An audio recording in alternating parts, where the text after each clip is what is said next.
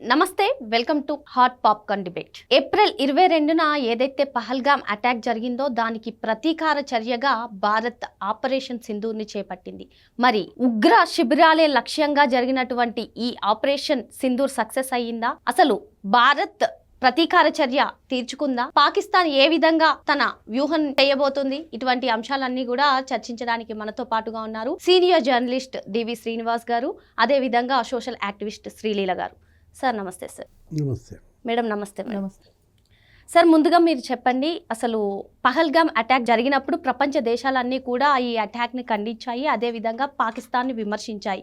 ఇప్పుడు మరి ఈ అటాక్కి ఏదైతే ప్రతీకార చర్యగా భారత్ చేసిందో ఆపరేషన్ సింధూర్, ఈ ఆపరేషన్ సింధూర్ పైన ప్రపంచ దేశాలన్నీ కూడా అసలు ఖండించడం లేదు, విమర్శించడం లేదు. ఏమంటారు, మీరేమంటారు? ఉగ్రవాదం అనేది ఇవాళ ప్రపంచాన్ని కుదిపేస్తున్నటువంటి ఒక ఉన్మాదం. ఇవాళ ఉగ్రవాద దాడులు మనం చూసాం. అమెరికాలో అదే పరిస్థితి. ఇవాళ అమెరికా అధ్యక్షుడు ట్రంప్ అక్కడ ఉగ్రవాదం పైన అతని పోరాటం ఏది దగ్గర మరి అన్ని దేశాలని ఏ విధంగా ఒక 136 ఎగ్జిక్యూటివ్ ఆర్డర్స్ ఇచ్చి ఎవరెవరు అమెరికాలోకి రావాలి, వెళ్ళాలి అంటూ అక్కడ ఉన్నటువంటి ఉగ్రవాదుల్ని స్పెషల్ ఫ్లైట్స్లో అసలు పంపించేస్తున్నాడు. అక్కడ దాడులకు పాల్పడిన వాళ్ళందరినీ కూడా మొత్తం ఖైదు చేస్తున్నారు, లేదా వాళ్ళ యొక్క స్వదేశాలకి పంపించేస్తున్నారు. ఏది సంఖ్యలేసి ప్రత్యేక విమానాల్లో. ఇవాళ భారతదేశం ఇవాళ బాధిత దేశం. ఏది ఈ ఉగ్ర దాడులకు, ఈ ఉగ్రవాదానికి ఇవాళ బాధిత దేశంగా భారతదేశం పహల్గామ్ ఉగ్ర దాడి 28 మంది పర్యాటకుల్ని పాకిస్తాన్ మట్టుపెట్టింది. అందుకే ఇవాళ ప్రపంచ దేశాలన్నీ కూడా బాధిత దేశం భారతదేశానికి అండగా నిలబడ్డాయి, సంఘీభావం చెబుతున్నాయి. పాకిస్తాన్ ఒంటరైందంటే కారణం అదే. పాకిస్తాన్ ఇవాళ ఏంటి, జైషే మహమూద్ లేకపోతే లష్కరే తోయిబా, ఈ రెండింటినీ కూడా ఇవాళ 2 కళ్ళుగా చేసుకొని పాకిస్తాన్ భారతదేశాన్ని అతలాకుతలం చేయడమే లక్ష్యంగా అటు పార్లమెంటుపై దాడి మనం చూసాం. అసలు ఏ దేశం పార్లమెంటు పైన దాడి చేస్తారా? అట్లాంటిది భారత పార్లమెంటుపై దాడి అప్పట్లో. అట్లాగే ముంబైలో తాజ్ హోటల్స్ పైన దాడి. ఎంత భయోత్పాతం సృష్టించారు అంటే యువకులకు వల వేయడం, వాళ్ళకు కావాల్సినటువంటి ఆర్థిక వనరులు సమకూర్చడం, ఆయుధాలు ఇవ్వటం, వాళ్ళని లష్కరే తోయిబాలో చేర్చడం, జైషే మహమ్మద్లో చేర్చటం. ఇవాళ మనం చూసాం ఏది, ప్రధాని మోడీ ప్రభుత్వం మరి నిన్న అర్ధరాత్రి 25 నిమిషాల్లో తుడిచిపెట్టేసింది. అర్ధరాత్రి 1:05 నుంచి 1:30 లోపు 9 శిబిరాలని నేలమట్టం చేసింది. ఒక 100 మంది పైగా చనిపోయినట్టున్నారు. ఏది, అటు పాక్ ఆక్యుపైడ్ కాశ్మీర్లో 5 చోట్ల దాడి చేసింది భారత ఆర్మీ. పాకిస్తాన్లో 4 స్థావరాలని ఇవాళ నేలమట్టం చేసింది. వాటిల్లో లష్కరే తోయిబా చీఫ్ ఉన్నాడా, జైషే మహమ్మద్ చీఫ్ ఉన్నాడా? ఎందుకంటే ఆయన మరి ఇచ్చాడు.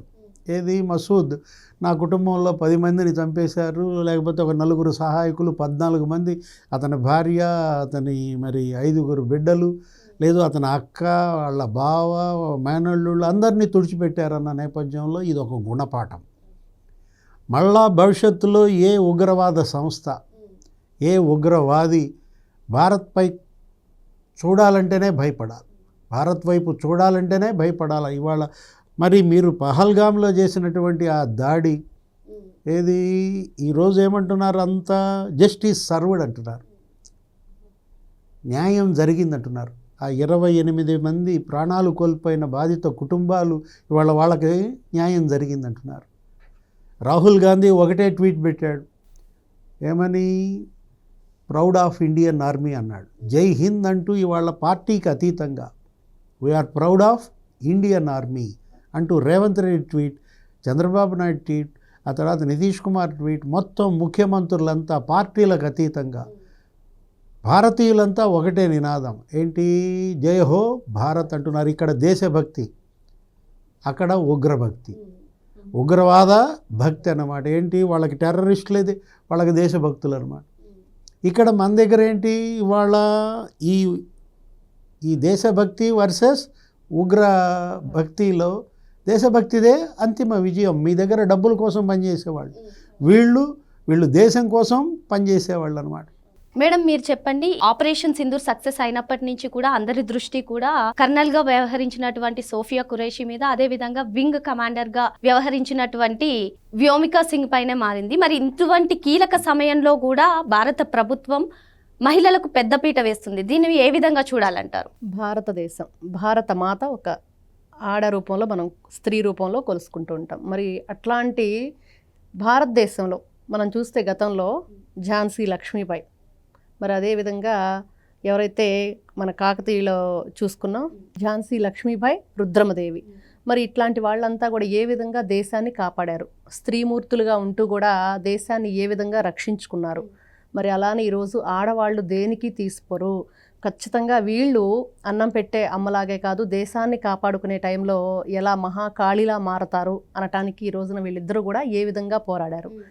సార్ చెప్పినట్లుగా ఏదైతే 25 నిమిషాలు, ఎక్కువ టైం కూడా పట్టలేదు వాళ్ళని మట్టు పట్టించాలంటే. మరి అట్లాంటి వీళ్ళు ఈ రోజున ఏం చూసుకొని భారతదేశం వైపు చూస్తున్నారు. అఖిల భారతం ఈ రోజున అందరూ కూడా జై హింద్ ఎన్నో విధాలుగా మనం ఎన్నైనా ఉండనివ్వండి, ఏంటి ఇప్పుడు రాజకీయ పరంగా కానీ మతాల పరంగా ఇవన్నీ కూడా తీసుకొస్తున్నారు. కానీ ఇక్కడికి వచ్చేటప్పటికి భారతదేశాన్ని ఏ విధంగా మనం కాపాడుకోవాలి, మనమంతా భారతీయులం, మన దేశం యొక్క గొప్పతనం, మనం ఏ విధంగా దేశాన్ని గురించి ఆలోచించాలి అంటే ఈ రోజున అందరు ముఖ్యమంత్రులు కూడా ఏకతాటిపైకి వచ్చి ఏ విధంగా మద్దతు తెలుపుతున్నారు. అదేవిధంగా అన్ని దేశాల వాళ్ళు కూడా మనం చూసినప్పుడు కాశ్మీర్ దాడి తర్వాత చాలా దేశాల వాళ్ళు భారతదేశానికి సపోర్ట్గా నిలబడ్డారు. నిజంగా మీరు అంటున్నట్లుగా ఎవరైతే ఇద్దరు స్త్రీమూర్తులు ఉన్నారో వీళ్ళు గతంలో ఏవే కార్యక్రమాల్లో పాల్గొన్నారో, ఐక్యరాజ్య సమితికి సంబంధించి కానివ్వండి ఇలాంటి వాటిలో, అదేవిధంగా వీళ్ళు మనం చూసాం పైలట్లుగా ఉన్నారు ఆడవాళ్ళు, ఇప్పుడు మెట్రో ట్రైన్స్ నడుపుతున్నారు, మరి లారీలు కానివ్వండి లేకపోతే బస్సులు కానివ్వండి, ఇన్ని విధాలుగా చేసిన వాళ్ళు ఇంట్లో వంట చేస్తూనే కాదు దేశంలో కూడా ఉగ్రవాదాన్ని మట్టుబెట్టించే విషయంలో నిజంగా సింధూర్ అనే పేరుకి ఆడవాళ్ళు దాంట్లో ఏ విధంగా వీళ్ళ విజయ గర్వానికి నిదర్శనంగా నిలబడ్డారు అన్నదానికి నిజంగా గొప్ప విషయంగా చెప్పుకోవచ్చు. చెప్పండి సార్, అసలు పహల్గామ్ అటాక్ జరిగినప్పుడు ముస్లిమేతరులందరినీ కూడా చుట్టుముట్టి కాల్చి చంపేశారు ఈ ఉగ్రవాదులు. అప్పుడేమో అందరూ హిందువులు ఆందోళన పరిస్థితి కూడా ఏర్పడింది. మరి ఇప్పుడు వాళ్ళు ఈ అటాక్ గురించి మాట్లాడుతూ మా మసీదుల పైన దాడి చేశారు, చిన్న పిల్లలను కూడా చూడకుండా మమ్మల్ని చంపేసింది భారత్ అని చెప్పి వాళ్ళు విమర్శలు చేస్తున్నారు. అసలు ఈ మత విద్వేషాలను చెలరేగడానికి కారణమే పాకిస్తాన్ అయినప్పటికీ కూడా ఏదో భారత్ మత విద్వేషాలకు రేకెత్తిస్తున్నట్టుగా వాళ్ళు చేస్తున్నటువంటి విమర్శలను ఏ విధంగా చూడాలంటారు? ఇవాళ పాకిస్తాన్ ఏంటి, భారతదేశం ఏంటి అనేది ప్రపంచ దేశాలన్నిటికీ తెలుసు. కొత్తగా భారతదేశం గురించి తెలుసుకోవాల్సిన అవసరం ఏమీ లేదన్నమాట. ఇప్పుడు మీ ఉగ్రవాద శిబిరాలపై దాడి జరిగిందే తప్ప మసీదులపై జరిగిన దాడి కాదన్నమాట.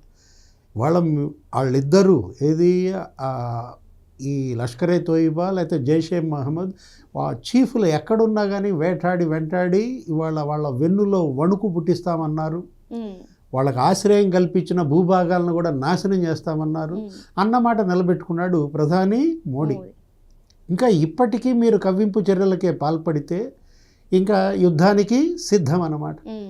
ఇప్పుడు మీరు పూంచి సెక్టార్, అక్కడ పూంచి సెక్టార్లో ఇప్పటికీ కాల్పులు 10 మంది భారతీయ పౌరులు ఇవాళ బలయ్యారు.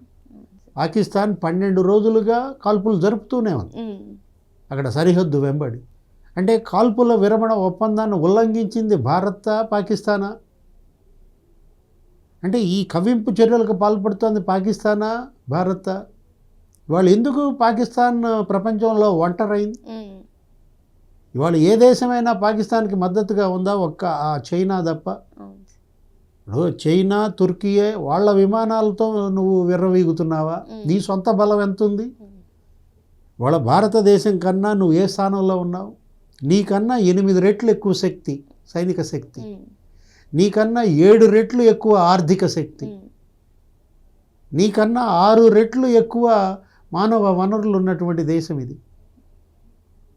అంటే ఎందులోనూ భారత్తో సరితూగలేవు. నీ దగ్గర ట్యాంకులు, యుద్ధ ట్యాంకులు 5,000 భారత్ దగ్గర ఉంటే నీ దగ్గర 2,000 లేవు. భారత్ దగ్గర ఇవాళ 25 లక్షల మంది పారామిలిటరీ సిబ్బంది ఉన్నారు, నీ దగ్గర 5 లక్షల మంది లేరు. ఎలా యుద్ధం చేయగలవు? ఇప్పుడు ఇవాళ భారత్ దగ్గర 3,000 యుద్ధ విమానాలు ఉన్నాయి, ఫైటర్ జెట్. నీ దగ్గర 1000 ఉన్నాయా? అరే తుర్కియా విమానాలు నువ్వు చైనా విమానాలతో యుద్ధం చేస్తావా?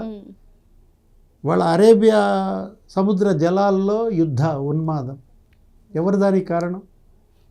ఎందుకు కవ్విస్తున్నావు, కాలు దువ్వుతున్నావు? నీ ప్రజల యొక్క జీవన ప్రమాణాలు మెరుగుపరచడానికి, వాళ్ళకి ఉపాధి కల్పనకు, నీ నిరుద్యోగ సమస్య నివారణకు మీరు చర్యలు తీసుకోకుండా ఇవాళ షానవాజ్ షరీఫ్ ప్రధానమంత్రి, నీ అన్నొచ్చి నీకు చెప్పాడు, మాజీ ప్రధాని నవాజ్ షరీఫ్ వచ్చి నీకు చెప్పాడు ఏంటి, వద్దు యుద్ధం, దౌత్యం చేర్చుకోండి, దౌత్య సంబంధాలు పునరుద్ధరించండి, సింధు జలాలు వదలమని అడగండి, చర్చించండి, చర్చల్లో పరిష్కారం చేసుకోండి అని చెప్పి నీ అన్న వచ్చి నీకు చెప్పిన నీలో మార్పు లేకపోతే ఏం జరుగుద్ది? శ్రీలంకే ఇవాళ రిపీట్ అవుతుంది. అక్కడ రాజపక్సే పరారైనట్టే నువ్వు కూడా పరారు కాక తప్పదన్నమాట. అక్కడ సివిల్ వార్ క్రియేట్ అయినట్లే ఇక్కడ పాకిస్తాన్లో కూడా సివిల్ వార్ క్రియేట్ కావటం తథ్యం. ఏంటి, ఇప్పటికే పాకిస్తాన్ పౌరులు రోడ్ల మీదకి వస్తున్నారు, యుద్ధం వద్దు అని చెప్పి వాళ్ళు ర్యాలీలు చేస్తున్న ఈ ప్రభుత్వంలో, పాకిస్తాన్ ప్రభుత్వంలో మార్పు రాకపోతే ఏం చేస్తారు? తిరగబడతారు. సైన్యంలో తిరుగుబాటు అంట, యుద్ధం వద్దు అని మొత్తం సెలవులు పెట్టారంట. ఇవాళ పాకిస్తాన్ సైన్యంలో వేలాది మంది సెలవులు పెట్టిన పరిస్థితి. అంటే ఏంటి, వాళ్ళ భారత్తో యుద్ధానికి వాళ్ళు సిద్ధంగా లేనప్పుడు నువ్వెందుకు ఇంకా తలపడుతున్నావు? అంటే నీ కళ్ళు నువ్వే పొడుచుకుంటున్నావు.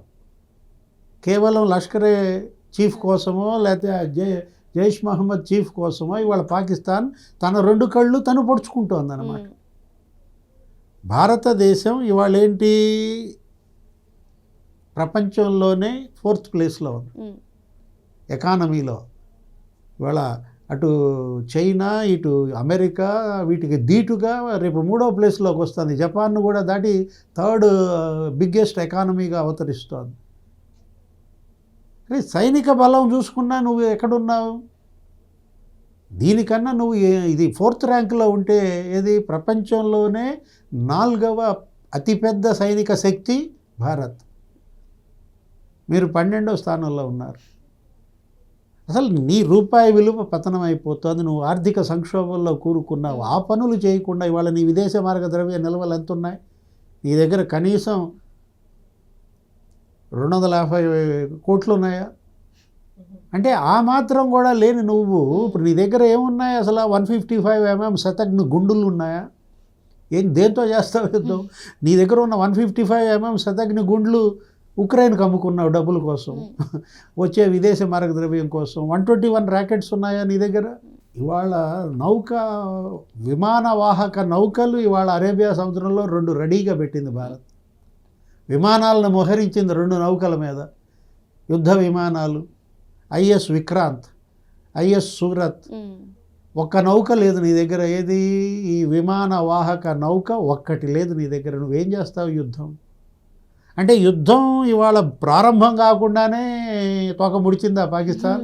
25 నిమిషాల మెరుపు దాడులకే తోక ముడిచిందా? మేడం మీరు చెప్పండి, సార్ చెప్పినట్లుగానే పాకిస్తాన్ ప్రస్తుతం ఆర్థిక సంక్షోభంలో ఉంది. అదేవిధంగా సైనిక బలగాలు కూడా పాకిస్తాన్కి ఎంత ఉన్నాయో అంతా కూడా మనకు తెలిసిందే. మరో పక్క నుంచి మన ఇండియన్ ఆర్మీ మాజీ చీఫ్ ఇది ట్రైలర్ మాత్రమే, సినిమా ముందుంది అని చెప్పి ఆయన వ్యాఖ్యానించారు. మొత్తానికి అసలు పాకిస్తాన్ వ్యూహం ఏ విధంగా ఉండబోతుంది అంటారు? యుద్ధం వస్తే అసలు పాకిస్తాన్ నిలుస్తుందా ఏంటి?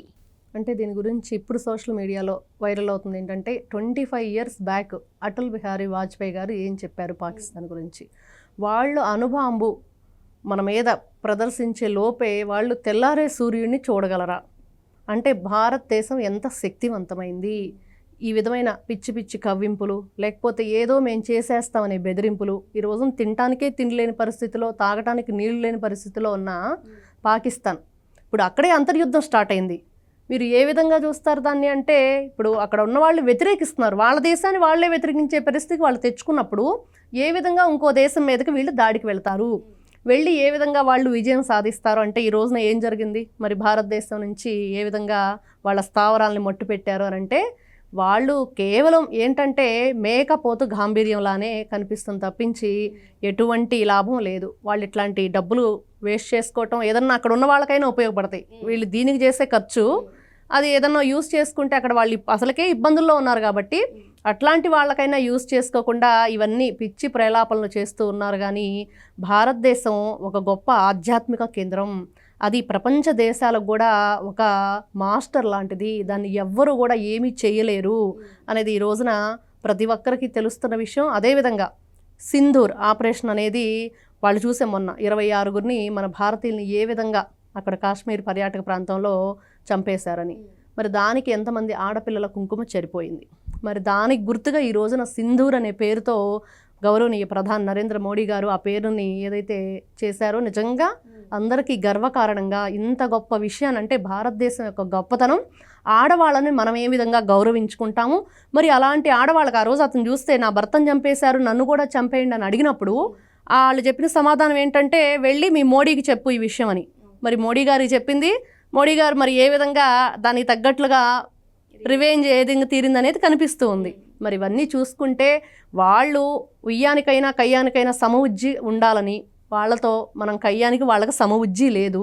కేవలం వాళ్ళు ఏంటంటే ఏదో చేస్తాము, ఏదో చేయాలనుకుంటున్నాము, చూపిస్తాము అని చెప్పేసి అర్ధరాత్రి పూట చెప్పకుండా ఏదో ప్రయోగాలు చేస్తున్నామని చెప్పటం, బాంబులు దాడి చేస్తున్నామని చెప్పటం, ఇవన్నీ చేస్తూ ఉన్నాం. ఈ రోజున చూసాం వాళ్ళని ఏ విధంగా మట్టు పెట్టించారని.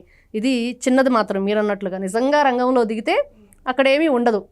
తెల్లారి ఏదైతే సూర్యోదయం ఉండిద్దో అది చూడలేని పరిస్థితి. ఖచ్చితంగా వాళ్ళు భయభ్రాంతులకు గురవుతూనే ఉన్నారు, భయపడుతున్నారు. అక్కడ యుద్ధం అయితే స్టార్ట్ అయింది, వాళ్ళే వ్యతిరేకిస్తున్నారు, కానీ మేకపోతు గాంభీర్యాన్ని మాత్రం చూపిస్తున్నారు. సార్, మేడం అన్నట్టుగా అక్కడ మొత్తం పాకిస్తాన్లో అంతర్యుద్ధం జరుగుతుంది, ఓ పక్క, మరో పక్క భారత్ నుంచి యుద్ధం. ఇవన్నీ ఉన్నప్పటికీ కూడా ఈ అటాక్ జరిగిన వెంటనే పాత వీడియోస్ అన్నింటినీ కూడా సోషల్ మీడియాలో పోస్ట్ చేసి ఏ విధంగా విమర్శలు చేశారో, ఆరోపణలు చేశారో మనం చూసాం. అదేవిధంగా అంతర్జాతీయ మీడియాలో కూడా భారత్ గురించి వక్రీకరించి చెప్తున్నారు. వీటన్నిటిని కూడా ఏ విధంగా చూడాలంటారు? దానిపైనే ఉప ముఖ్యమంత్రి పవన్ కళ్యాణ్ ఇప్పుడే మాట్లాడాడు.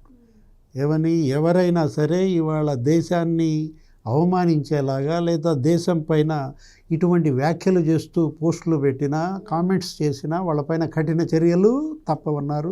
దేశద్రోహం కింద వాళ్ళని ఎటువంటి శిక్షకైనా సిద్ధంగా ఉండమని హెచ్చరించాడు.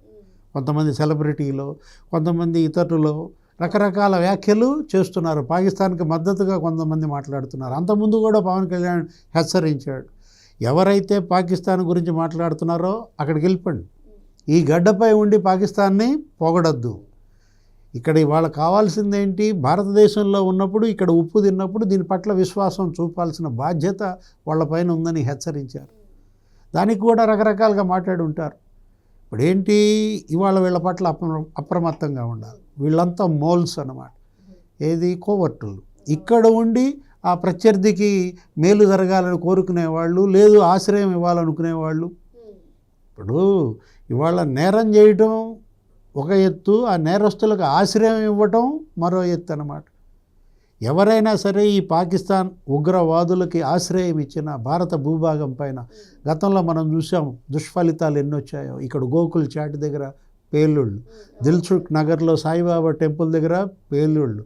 అంటే ఇవాళ వాళ్ళకి ఆశ్రయం ఇస్తే జరిగిన ఉత్పాతం తెలిసి కూడా వీళ్ళు ఇంకా వాళ్ళ పట్ల సానుకూలంగా మాట్లాడితే ఏరివేయటం తప్పదన్నమాట. మొన్న మనం చూసాం అమరావతి ప్రారంభోత్సవానికి ప్రధాని మోడీ వచ్చినప్పుడు లోకేష్ బాబు ప్రసంగం ఏమని, 100 పాకిస్తాన్లు వచ్చినా ఎదుర్కొనే మిస్సైల్ మన వద్ద ఉందన్నాడు. ఆ మిస్సైల్ పేరే నరేంద్ర మోడీ అన్నాడు. మొత్తం దేశమంతా ఇవాళ నరేంద్ర మోడీ నమో నమో అంటున్నారు. అంటే ఆ రోజు బంగ్లాదేశ్ యుద్ధంలో, పాకిస్తాన్ భారత్ జరిగిన యుద్ధంలో, బంగ్లాదేశ్ విముక్తి పోరాటంలో ఇందిరాగాంధీ పాత్ర, ఆమెను దుర్గమ్మగా కీర్తించారు. కనకదుర్గ అవతారం అన్నారు. ఎవరు, బంగ్లాదేశ్ పౌరులే కాదు, అక్కడ కోల్కతాలో ఉండే మహాకాళి అవతారంగా ఇవాళ దేశం మొత్తం ఆమెను, ఇందిరమ్మని ఒక శక్తి స్వరూపిణిగా ఆరాధించింది.